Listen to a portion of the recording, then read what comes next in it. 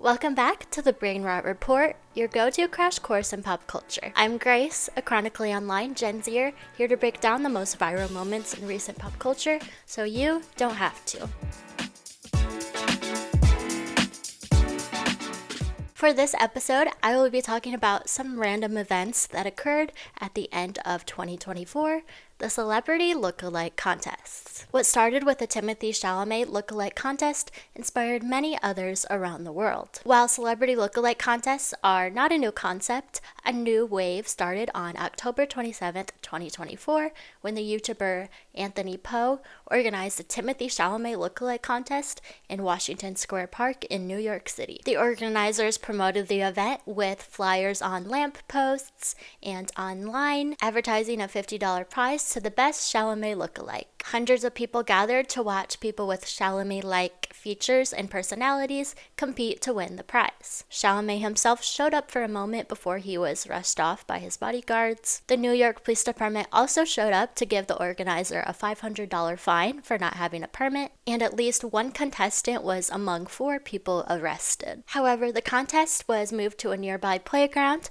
where, according to the Associated Press, the final 4 were asked about, quote, their French proficiency, their plans to make the world a better place, and their romantic intentions with Kylie Jenner, with whom the actor had been linked with since 2023. The contestant, Miles Mitchell, dressed as Chalamet's Willy Wonka, was the winner of the lookalike contest. He won a 6-foot-tall trophy, the $50 prize, and a briefcase full of fun-sized candy. The Timothée Chalamet Lookalike Contest inspired many others around the world that were similarly publicized with posters on lamp posts, held in public parks, and awarded with small prizes. A lookalike contest of the Irish actor Paul Mescal was held in Dublin on November 7th, 2024. A Harry Styles lookalike contest was also held 2 days later in London. On November 10th, a Dev Patel lookalike contest was held in San Francisco. 6 days later, a Jeremy Allen White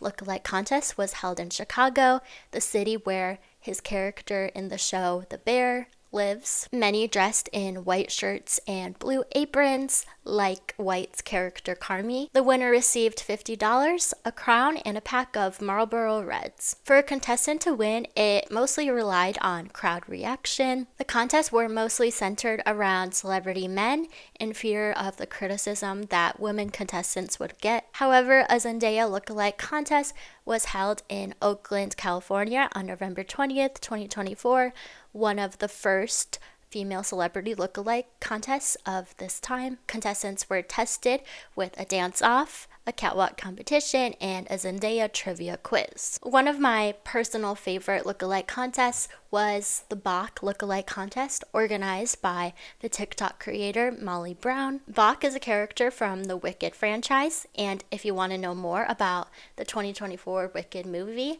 you can watch my previous episode. Wink, wink. One aspect I did not mention in that video was social media's hatred of the character Bach. Brown went viral for her many TikToks expressing her hatred for this character. She decided to organize a Bach lookalike contest on December 7th, 2024 in New York City, and the winner would be personally berated by her as a prize. At this time, it seemed like every day there was a new celebrity lookalike contest. Several more contests went on through the end of 2024, including ones for political figures like the Kennedy family member Jack Schlossberg and famous athletes such as the Eagles' Jason Kelce, but the trend soon died out. Hundreds gathered to these lookalike contests, whether it was to simply watch, to find a celebrity lookalike romantic partner, or in hopes that the celebrity in question would show up. The contest also occurred during a transitional